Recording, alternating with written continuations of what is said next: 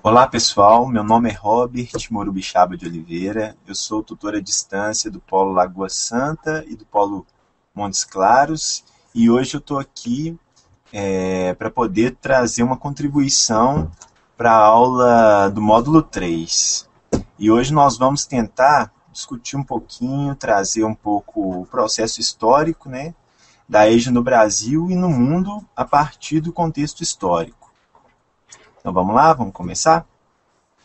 Primeiramente, né, que esse é um texto de referência aí do módulo 3 do curso, a gente vê que já logo no início do texto vai tratar sobre a questão da EJA, colocando que desde o seu início, desde o seu surgimento aqui no Brasil, ela é uma concepção que implica que não tem consenso na sociedade, né? Porque ela vem pautando através de, de luta por direitos, né? Então a gente vê que esse processo aí de implantação da EJA, ela começa no Brasil por volta do final do século XIX, e aí a gente pode identificar que alguns fatores que potencializaram esse início dessa modalidade foi a vinda dos imigrantes, né, porque logo já no início, é, os grupos que vão proporcionar, que vão trazer essa contribuição primeiro aí são os anarquistas, né?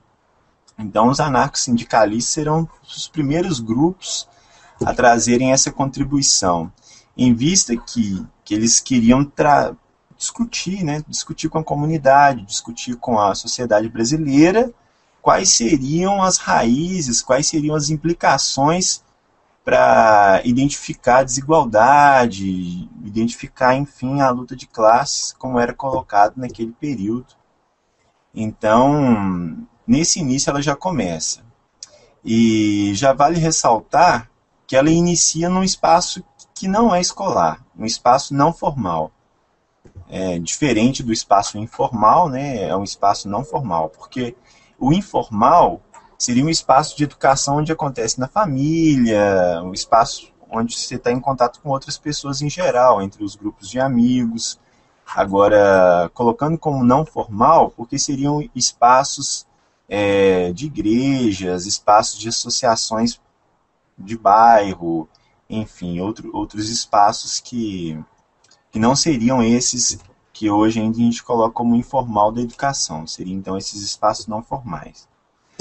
Após então esse início com os anarcossindicalistas, entra então em cena, como contribuição dentro desse processo histórico, os comunistas, né? Verdade, porque em 1922, no Brasil, é fundado o Partido Comunista Brasileiro, e o PCB ele também vem com essa implicação, ele vem com essa tentativa, através de trabalho de base, que seria de tentar trazer uma discussão, tentar levar uma problematização da sociedade, porém num viés mais marxista mesmo, de análise da realidade.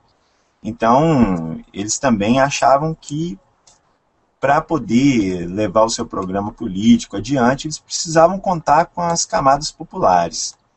Então, seria muito importante fazer esse processo de educação, que também estaria colocado dentro do espaço não formal, né, da educação. Em conjunto com os anarcossindicalistas e o PCB, estaria aí também os grupos da igreja, e que a igreja não queria deixar para trás o seu espaço também, a sua parcela de contribuição na educação da sociedade, tendo em vista que, de certa forma, ela via como prejudicial assim, um pouco a atuação dos anarquistas e dos comunistas, que poderiam trazer prejuízos para a sociedade em trazer um certo ateísmo, um sentimento que fosse um pouco contrário que a igreja colocava para a sociedade. Então ela também entra em cena como atuante dentro de uma educação para adultos. Então esse é o cenário que começa aí, que inicia a educação de jovens e adultos, né, especificamente mais em adultos, dentro do contexto no Brasil. Então ela vem junto com uma pauta que poderia se dizer um pouco mais dentro da política, uma alfabetização aí que vinha dentro de, ao mesmo tempo, um questionamento da sociedade. Então, assim dá início, né? Agora, já na década de 30, né, o Brasil aí começa uma nova fase, tanto politicamente quanto economicamente, com a posse de Getúlio Vargas, né? Começa uma nova fase onde vai mudar um pouco os rumos do Brasil. O Brasil, que já vinha durante séculos assim com o percurso de uma economia prioritariamente agrária, de bens primários, começa a investir em bens não de capital de ponta, mas começa a tentar industrializar a sociedade. E com essa necessidade, né, que a gente poderia até dizer uma necessidade material mesmo, assim, que o Brasil se encontrava, o governo de Getúlio Vargas começa a entender a necessidade de, a partir de então, alfabetizar a população. Porque, diferentemente de um período agrário, colocava-se que a população, para poder executar o seu trabalho, que gerava a renda, que gerava o PIB para a nação, eram trabalhos que não se precisava da leitura, né? Então, a sociedade, né, os governos, acabavam colocando isso como uma perspectiva de não haver necessidade. Então, agora, como entra um período de industrialização do país, onde começa uma complexidade maior de administração, tanto da burocracia, porque o Estado aí também ele dá uma avançada, né? O Estado Nacional Brasileiro, ele praticamente, a gente pode colocar aí que o marco dele, assim, de formação de forma mais madura, é após essa Revolução de 30, né? Que ficou conhecida aí. Então, precisava-se de pessoas qualificadas para poder gestar esse novo Estado. Então, tanto na perspectiva da burocracia estatal, para poder gestionar o Estado, né, dentro do seu funcionarismo público, como também da sua própria economia, que começava a querer trazer mudanças. Então, nisso aí, a gente identifica no governo de Getúlio Vargas, como é que nós vamos ver que isso está mudando de fato, né? Já logo no início do governo é criado, né, é aí que cria-se, né, o Ministério da Educação. É uma instituição dentro do governo, né, um ministério onde se preocuparia muito particularmente pela educação, apesar dele ser o Ministério da Educação e da Saúde, que estaria ligado a esses dois braços aí, né? Mas, enfim, é um passo super importante para a gente identificar como a educação começaria a ser tratada no Brasil já no governo de Getúlio Vargas. E aí é interessante colocar algumas observações aqui, porque ao mesmo tempo dessas características, dessas necessidades que o governo identificava para poder desenvolver o país, né, identifica-se naquele período que o fato de o Brasil ser um país subdesenvolvido ou mesmo atrasado, né, como se colocava nesse período, ele se dava devido à sociedade ser analfabeta. Então a reflexão que se colocava naquele período, né, ou a afirmação, era que o atraso do Brasil tem a causa como o analfabetismo. Então era a leitura que se fazia. Então precisava dar um jeito de alfabetizar esse povo, essa população, para o Brasil desenvolver. Então aí começa um pouco essa preocupação, né, e coloca, né, como a educação como um direito para a sociedade. Então ela é a primeira vez que é colocado na história do Brasil a educação como um direito, né? Ela então entra na pauta da legislação brasileira como um direito. Porque a gente vai ver mais para frente que na prática as coisas não foram tão bem assim, né? Ao mesmo tempo que o governo de Getúlio Vargas vai tomando essas medidas, né, criando o Ministério da Educação, colocando pontos na legislação que favoreceriam um avanço para a educação, né, como um direito, acontece também um movimento dentro da sociedade civil para impulsionar a qualidade da educação brasileira, né? É um movimento que ficou conhecido como o movimento Escola Nova, né? Os escola novistas aí, que defendiam uma educação onde o professor não fosse o central desse palco, né? Desse palco, dessa construção educativa, mas que o educando também tivesse um papel ali fundamental e não só como fator de estar recebendo a informação, mas também como participar dessa construção da educação, da formação humana. Então eles começam a pautar e exigir, né, através de reflexões, inclusive eles trazem um manifesto dos pioneiros da educação nova, que até hoje é uma referência assim, para a gente entender a educação, a história da educação no Brasil. Então, nesse manifesto, eles pontuam isso e colocam: é necessário que a educação brasileira aconteça através do diálogo. E isso vai trazer uma contribuição tremenda assim, para a educação de adultos, não só para a educação de adultos, mas em geral, como qualificador assim, para a educação.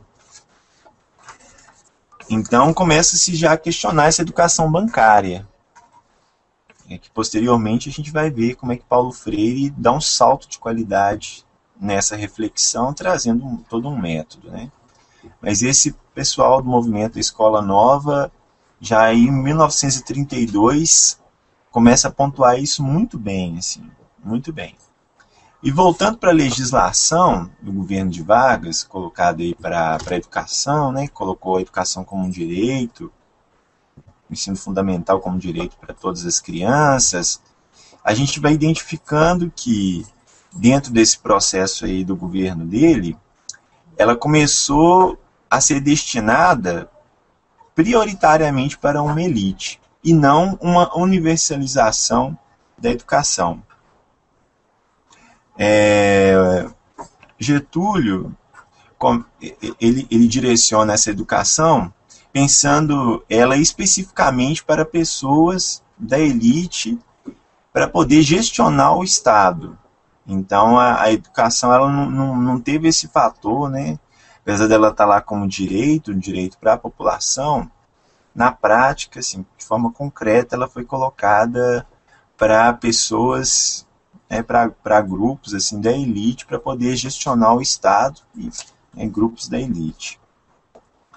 Então, só em 1947, aí, só 17 anos depois desse início de processo onde começa a se pensar de forma diferente a educação, só 17 anos depois que, através da primeira campanha de alfabetização, que a reflexão e a atenção dada ao analfabeto adulto, ela começa a ser mudada de forma mais na prática. Que aí vai criar uma metodologia de educação, né? Não vai criar, mas o Ministério da Educação ele vai produzir um material para alfabetização de adultos através do método do Dr. Frank Laubach, que foi um missionário protestante que criou um método de alfabetização. Então esse foi o primeiro material produzido pelo Ministério da Saúde, pautado para a alfabetização de adultos. E esse método ele foi muito disseminado nesse período, né? Só que ele tinha algumas características assim, muito que foi colocadas como equívocas, né? Um período aí para frente, o próprio Paulo Freire vai trazer questionamentos, né, taxando esse método como um método assistencialista, porque ele não traria reflexões, o educando não faria reflexões da sua realidade para poder ler o mundo, né? Enfim, esse método, ele foi um método que qualquer pessoa na sociedade poderia aplicá-lo. O governo pontua essa necessidade de fazer um mutirão de alfabetização na sociedade brasileira, mas não preocupa nisso de forma qualificada. Por quê? Porque o método já também justificava que não precisava de pessoa qualificada para fazer essa alfabetização. E nisso, então, convoca-se um montante enorme de pessoas assim, da sociedade para poder trabalhar como alfabetizadores sem ter nenhuma formação dentro da educação. Então, ela vai acontecendo, né, de forma bem massiva, né, é uma educação, uma alfabetização em massa, né, que começa no Brasil, em 1947, e o método que se usava era um método silábico, que se preocupa em relacionar sons de fala com grafema. Só que usava-se qualquer palavra. Não pensava naquela palavra que dialogasse com o cotidiano daquelas pessoas que estavam sendo alfabetizadas. Então usavam palavras muitas das vezes distantes da realidade dos educandos, né? E tratavam os educandos como de forma igual entre todos. Então não pegavam os educandos através das suas particularidades, não pensavam nas particularidades do educando, não pensavam na vivência do educando para passar esse processo de educação, para participar do processo de educação. Então ele acaba sendo também um método educativo que continuava, de certa forma, sendo bancário, né? De depositar mesmo, de tendo o educando ali como um banco onde se deposita informação. Então esse multirão, de alguma forma, ele contribui, né? Ele vai contribuir para esse processo de educação no Brasil, mas ao mesmo tempo de forma vulgarizada. E aí, lógico, dentro das suas limitações históricas, né? Naquele período você não vai ter tantas contribuições dentro da educação que poderia trazer reflexões diferentes a essa. Então, podemos dizer que nesse período ela ainda está para nascer, né? Ainda está para nascer algo um pouco mais qualitativo. Porque o próprio Miguel Arroyo, já mais para frente, agora na atualidade, aí, me parece em 2005, ele vai colocar que a educação popular ela só foi possível de ser desenvolvida através desse primeiro mutirão que foi feito pela alfabetização, onde se pautou muito a questão da pessoa alfabetizar de forma voluntária. Então convocou muito voluntariado dentro da sociedade para participar desse processo de alfabetização, que isso traria também retornos muito interessantes dentro da educação popular posteriormente. Agora, já em 1958, acontece o segundo congresso. E esse segundo Congresso Nacional de Educação de Adultos, ele começa a questionar esse modelo de alfabetização que estava sendo colocado aí, esse método do Laubach. Então eles começam a questionar essa alfabetização em massa e faz uma discussão muito rica, fazendo uma análise desse processo educativo que estava acontecendo no Brasil. E dentre esse grupão todo que fazia parte do Congresso, havia uma delegação, né, a delegação de Pernambuco, da qual Paulo Freire fazia parte. E ele, então, junto com a comissão, começa a pautar de forma mais qualitativa a necessidade da alfabetização através do diálogo. Uma alfabetização de forma dialógica. Então vamos ler um pedacinho aqui do texto de referência, onde ilustra bem e esclarece bem esse período já, né? Durante a década de 50, vai gestando, a despeito do amadorismo, improvisações e trabalho de voluntariado, uma educação de adultos em espaços não escolares alimentada pela vigorosa proposta da educação popular. Pode-se dizer que, em linhas gerais, a educação popular sempre esteve aliada aos movimentos emancipatórios, questionando formas de saberes e de poderes que contribuem para a manutenção do status quo.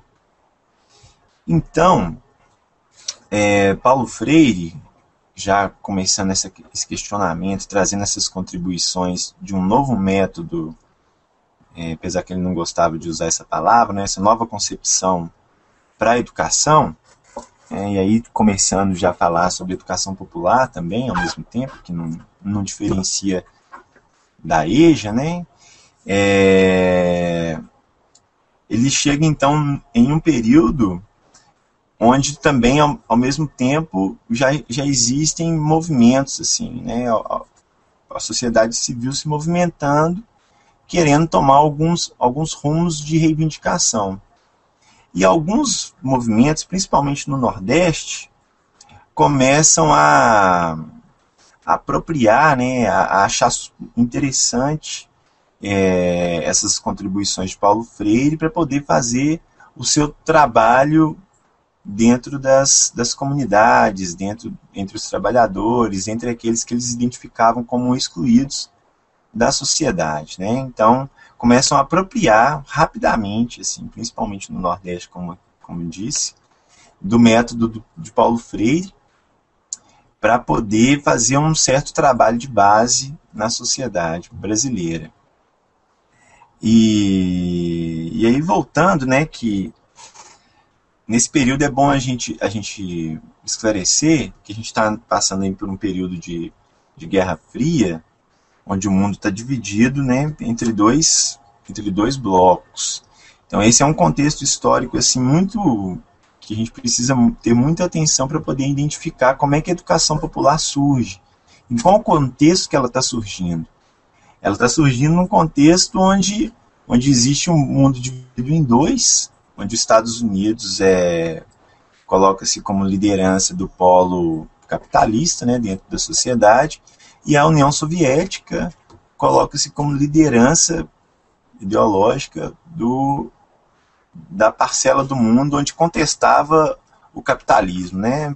Apesar de a gente colocar isso um lado socialista e outro capitalista, mas a União Soviética estava então representando aqueles grupos, os países que contestavam o capitalismo. Então a educação popular ela começa a ser identificada, não só, né, no Brasil, como uma educação que estivesse pregando o comunismo. E isso era algo muito delicado, né, nesse período aí de Guerra Fria, principalmente na década de 50, onde o terreno ainda era muito melindroso. Então, vamos lá, só para identificar outros aspectos aí que compõem esse contexto histórico, dentro do material que a gente tem como referência, vamos pontuar os 7 que colocam no material. 1. O recrudescimento das ações imperialistas e a luta pela descolonização da África e da Ásia. 2. O questionamento das atrocidades cometidas pela ditadura stalinista. 3. A crise do populismo no Brasil e na América Latina. 4. Celebração da Revolução Cubana e contestação da Guerra do Vietnã. 5. Questionamento da teologia tradicional e das estruturas eclesiásticas católicas que estavam, segundo os religiosos progressistas, conectadas aos interesses dos grupos econômicos poderosos. 6.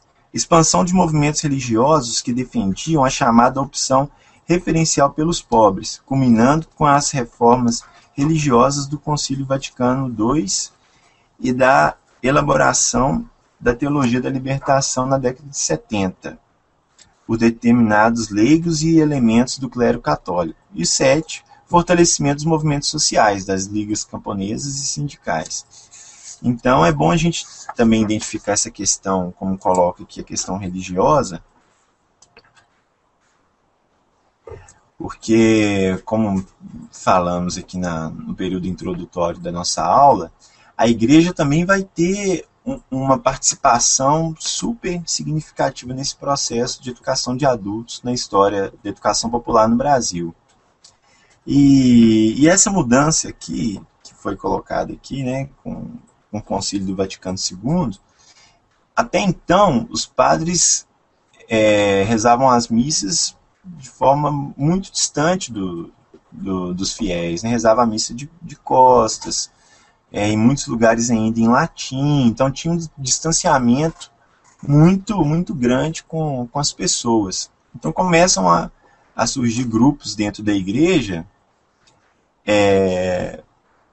colocando outro viés para poder passar a mensagem cristã e começam também a identificar a causa da pobreza com fatores também políticos e econômicos. Então a educação popular que a igreja começa a abraçar, ela não fica tão diferente daquelas que os movimentos sociais também estavam abraçando para poder disseminar na população. A diferença é que essa educação popular que a Igreja Católica começa a pregar, ela vai ter um pouco da sua teologia ali, da mensagem cristã permeando aí o seu trabalho, né? Qualificando ainda mais quando começa a dar início à teologia da libertação. Então, para a gente entender aqui um pouquinho mais, assim, né, o que Paulo Freire queria dizer com a sua concepção, né, de educação popular, no nosso material aqui também tem uma citação muito interessante aqui, que nós vamos dar uma lida, que é um parágrafo pequeno, que ele diz o seguinte: o que importa ao se ajudar o homem é ajudá-lo a ajudar-se, é promovê-lo, fazê-lo agente de sua recuperação, repitamos, pô-lo numa postura conscientemente crítica diante de seus problemas e dos problemas de sua comunidade. O assistencialismo, ao contrário, é uma forma que rouba ao homem condições à consecução de uma das necessidades fundamentais da alma humana, a responsabilidade. Então, essa concepção, né, que Paulo Freire vai trazer na sua contribuição aí como a concepção de educação, ela coloca críticas assim, muito bem construídas e muito bem pontuadas à educação assistencialista, onde não traria contribuições para a formação de um ser humano autocrítico, que consegue problematizar a sua realidade, que começa a identificar o seu lugar na sociedade. Então, é isso que ele fala, né? O seu método de educação é uma forma de ajudar o homem a ajudar-se, ajudar a ajudar-se, né? Então, não é entregar para ele algo pronto, mas sim, através do diálogo, né, a sua concepção dialógica, trabalhar a educação pegando toda a vivência do educando para colocar ela em primeiro plano para poder trabalhar a educação. Então, né, Paulo Freire, para quem ainda não leu aí, A Pedagogia do Oprimido, é obra essencial para poder identificar esse método de educação dele, essa concepção de educação, onde a vivência de mundo passada pelo sujeito, ela tem que ser apropriada pelo educador para poder trabalhar qualquer educação com esses sujeitos, né, da EJA ou de qualquer outra modalidade de educação. Então, essa contribuição de Paulo Freire vem em sintonia, inclusive, com outros autores, porque Paulo Freire não é o único que traz contribuição para a nossa concepção de educação popular, mas outros, como inclusive Antônio Gramsci e Anton Makarenko, né? Um russo, né? Um Makarenko e o Gramsci italiano. Então, todos eles tinham um pensamento assim, muito parecido, né? De colocar essa questão da vivência do educador em pauta constante no processo, ou seja, de alfabetização ou de educação em geral. E essa concepção coloca de fato em xeque a educação bancária. O educador tem que participar nessa educação. O educador tem que trazer suas contribuições vivenciadas nesse modelo de educação. E isso é o contrário do modelo de educação bancária colocada, né, ou bancária ou educação tradicional, como ainda a gente coloca. Com essa concepção a gente coloca que o analfabeto agora ele é sujeito de saberes e práticas culturais e não uma tábula rasa. Então, isso aí cai por terra, né? Identificou-se, então, as campanhas de alfabetização como assistencialista. Aí, nesse período, como já foi colocado, né, as campanhas anteriores começam a ser identificadas como campanhas assistencialistas, onde não colocavam o educando, a vivência do educando na pauta da educação. Que isso não possibilitava que eles desenvolvessem, né, como sujeitos, etc. Dando seguimento, né, o analfabeto, então, ele é visto não como causa, mas sim efeito de uma sociedade injusta e não igualitária.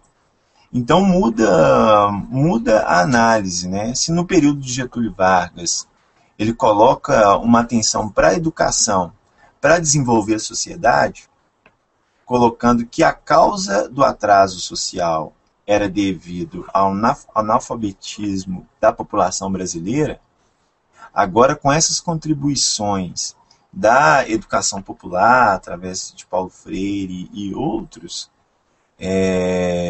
identifica-se que o analfabeto ele é efeito de uma injustiça social, de uma sociedade não igualitária.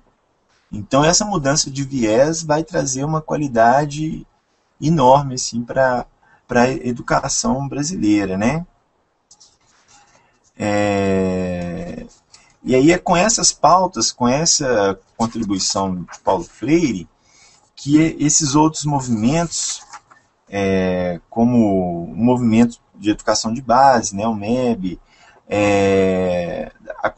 que está na CNBB, né, o MCP, o Movimento de Cultura Popular, ligado à Prefeitura do Recife, o CPC, Centros Populares de Culturas, organizados pela União Nacional dos Estudantes, a UNE, o CEPLAR, Campanha de Educação Popular da Paraíba, e também o De Pé no Chão, Também Se Aprende a Ler, da Prefeitura de Natal.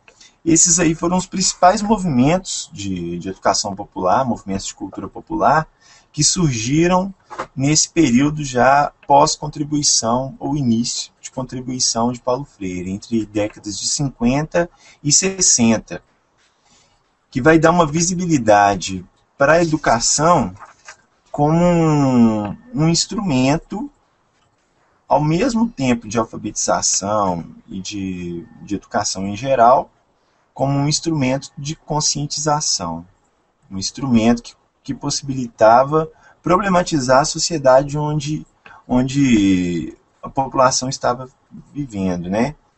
Então, a própria elite, a classe dominante desse período, ela começa a preocupar muito com a educação, nesse ponto que ela colocava como negativo. O ponto de ver que a educação estava virando pauta de luta, né, dentro da sociedade. Então ela vem nesse caminho de forma tão produtiva, com tanta riqueza, nesse sentido de problematizar a sociedade, né, como que se identificava a sociedade. Então, esses sujeitos vão trazendo preocupação para a classe dominante. E isso vai culminar em quê? Né? Vai culminar no próprio golpe militar de 64. Porque com esses grupos culturais e de educação popular, qualifica muitas reivindicações dentro da sociedade brasileira. Lembrando que na década de 60, o que a gente vai ter aí de maior importância dentro desse período que está em sintonia dentro das práticas dos movimentos sociais, é a posse do Jango, né, do João Goulart. Esse período, então, esse contexto, ele vai agudizar muito as contradições aí no país, onde o João Goulart, que foi, no primeiro momento, ele foi ministro do Trabalho dentro do governo de Vargas, ele já, naquela época, ele tinha sido visto com muitos maus olhos pela classe dominante, pela elite brasileira, porque ele, como ministro do Trabalho, deu um aumento de 100% para a classe trabalhadora, e isso, né, foi fato suficientemente negativo para que a classe dominante não tivesse ele com bons olhos. Então, ele, na presidência do país, começou a incentivar a participação popular nesse ponto mais de reivindicação, de luta, e inclusive pautar reformas que estariam em sintonia com o bloco socialista nesse período de Guerra Fria, né? Apesar de serem reformas, não está pautando nenhuma revolução socialista, né? Mas eram reformas dentro do próprio capitalismo, eram reformas que mexeriam profundamente na estrutura econômica e política do país, como né, as reformas de base, que mexiam no latifúndio, mexia na própria produção econômica, né, nas indústrias, na habitação. Então ia trazer assim, poxa, no governo dele o ministro da Educação era o Paulo Freire. Então, entre eles e outros tantos, né? O Celso Furtado era ministro da Economia, um cara que era colocado aí como uma referência dentro da leitura do desenvolvimento e do subdesenvolvimento dos países não desenvolvidos dentro do mundo, né? Um cara dentro da economia que era referência internacional para poder questionar o modelo capitalista também, apesar dele nunca, né, ter se taxado como comunista, mas ele também fazia críticas ferrenhas aí ao modelo capitalista. E então todo esse conjunto que estava junto com o João Goulart, impulsionado pelos movimentos de cultura popular do Nordeste, as greves que estavam acontecendo em peso aí no Brasil, eles vão culminar num rompimento desse processo com o golpe militar. E aí a gente percebe que a classe dominante, os generais, né, o exército em geral, eles identificam a educação como um ponto de segurança nacional, né? Até então a educação ela não tinha essa preocupação dentro dos governantes do povo se conscientizar, né? Hoje ainda a gente vê isso muito, o povo brincando assim, não investe em educação para não deixar a população mais crítica, né? Mas brincadeiras à parte, até esse período da década de 60, essa preocupação da classe dominante de não educar não era tão grande, né? Como foi identificando que o povo foi dando alguns passos que questionavam o modelo de sociedade, e isso vinha acontecendo devido ao processo de educação popular que estava se dando, então a preocupação da classe dominante ela vira uma dor de cabeça mesmo. E aí vem o golpe militar. E aí, com essa vinda dos militares, já quase que imediatamente, né, Paulo Freire é preso, dentre várias outras lideranças, outras figuras importantes, e não só dentro do meio da educação, como de outras militâncias na sociedade. E passa pouco tempo, ele já é exilado, ele consegue um exílio para outros países, até ele dar uma estacionada maior no Chile, onde ele produz muita coisa lá, uma grande parcela das obras de Paulo Freire é produzida lá no Chile. Mas enfim, com esse rompimento aqui, com a chegada dos militares, tenta-se implantar um outro modelo de educação que tentasse ser aparentemente semelhante com o modelo contribuído Paulo Freire e companhia, né? E esse seria o Mobral, né, que é o Movimento Brasileiro de Alfabetização. E o Mobral, ele veio trazer algumas técnicas, inclusive assim, trazia palavras que eram dentro da alfabetização, né, dentro da sua metodologia, usava palavras-chave, que seriam palavras que estavam dentro da vivência das pessoas, para poder usar como formas de alfabetizar. Isso para tentar colocar a população, essas características, né, que fossem semelhantes ao método Paulo Freire, para tentar aproximar a população que estava vendo com muitos maus olhos o Mobral, estava com muita resistência ao Mobral. Então ele vem com essas técnicas, mas que eram palavras-chave, mas não eram geradoras. A gente pode colocar que eram também formas de educação dentro da concepção tradicional, bancária, porque não colocavam em prática, não colocavam em voga a vivência dos educandos nesse processo de educação. Então, para a gente entender melhor assim, o que Paulo Freire fala que é necessário que seja feito para que esse processo de alfabetização aconteça de forma que emancipe o sujeito, né? Então, no nosso material também diz assim: para Paulo Freire, a leitura de mundo precede a escrita. O ato de ler não é mecânico, destituído de sentido. Em virtude disso, o autor sustenta que o processo educativo é também político. Isso pode ser notado no processo de implantação do Mobral. Ao propor uma prática de alfabetização centrada apenas na palavra, os generais buscavam ocultar os atentados contra os direitos humanos e as torturas que ocorriam nos porões da ditadura. Como é que eles ocultavam isso? Simples. Eles traziam a palavra para poder passar pelo processo de alfabetização, mas não contextualizavam. Não dialogava sobre essa vivência que a palavra estava situada dentro, né? Que ela estava contextualizada.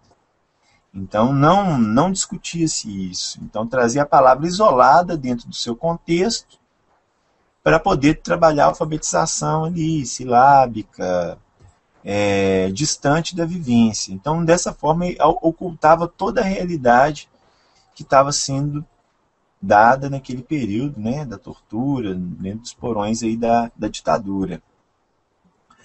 Mas, ao mesmo tempo, né, dentro da legislação aí dentro desse período de ditadura militar, é a primeira vez que se tem um capítulo específico sobre a educação de adultos. É importante, porque como nunca teve, né, mas a gente tem que ter a capacidade crítica de identificar qual qualidade que esse capítulo, né, colocado aí dentro da legislação no período da ditadura, qual contribuição que ele vai trazer de fato para uma educação de qualidade, né? Porque é uma forma de educação que é colocada como supletiva, uma educação compensatória, que, como foi colocado, uma educação bancária, né, que é disseminada, que é aplicada nesse período, que não tem nada a ver com a educação popular e nem com a EJA que Paulo Freire propunha. Então, é colocado aí essa legislação, um capítulo específico para a educação de adultos, mas ela vai ter essa deficiência aí, porque coloca ela como uma educação compensatória. Agora, com o fim da ditadura, a gente também vê que, primeiro, né, quando a gente disse aqui que iniciando o processo de ditadura militar traz um rompimento com o processo de disseminação da educação popular, a gente se estudar um pouco mais a própria história da educação popular, dentro da perspectiva das contribuições da SEB, né, desses grupos da Igreja Católica, a gente vai ver que dentro de vários coletivos que trabalhavam a educação popular, e são excluídos, os grupos ligados à igreja são colocados meio que de carta branca dentro do período militar.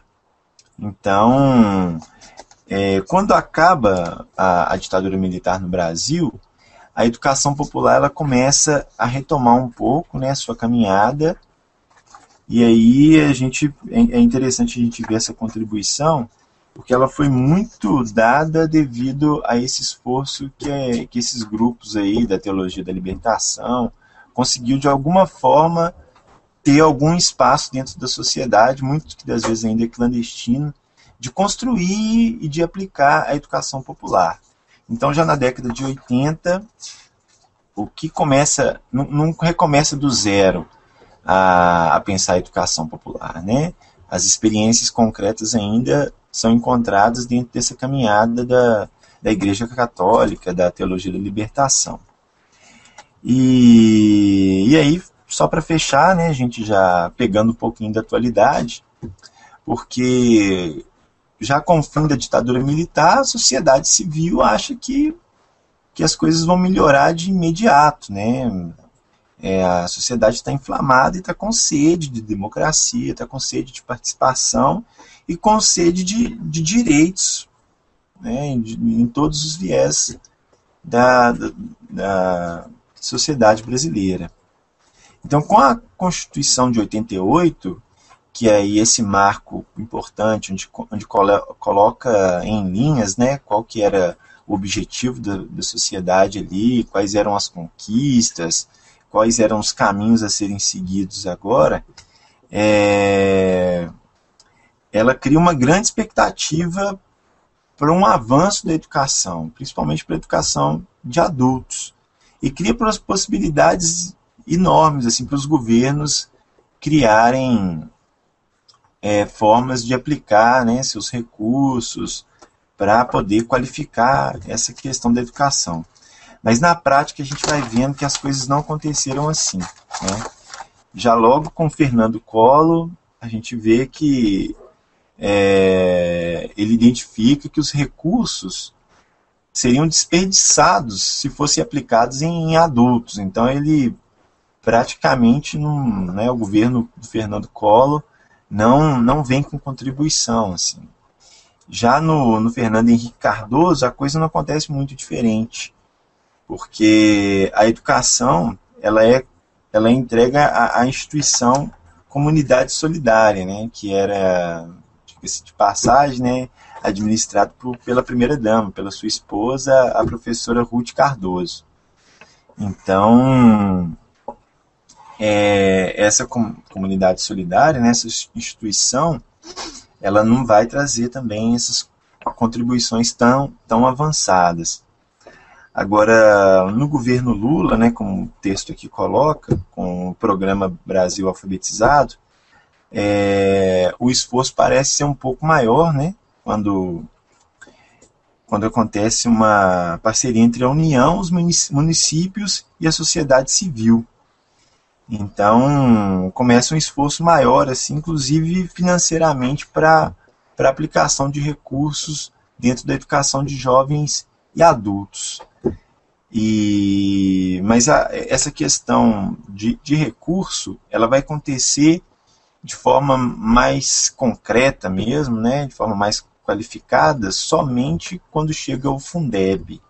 Só com o Fundeb já na atualidade assim que essa melhoria vem de fato. Porque desde 1985 até 1999, o financiamento, né, da educação de jovens e adultos se manteve em níveis sempre inferiores a 1% da despesa total com a educação e cultura realizada pelas 3 esferas do governo. Então, toda essa esperança, né, que foi colocada dentro da Constituição de 88, ela ficou, na prática, no esquecimento, né? Ela ficou no vazio, ela não tomou sua concretude. Então,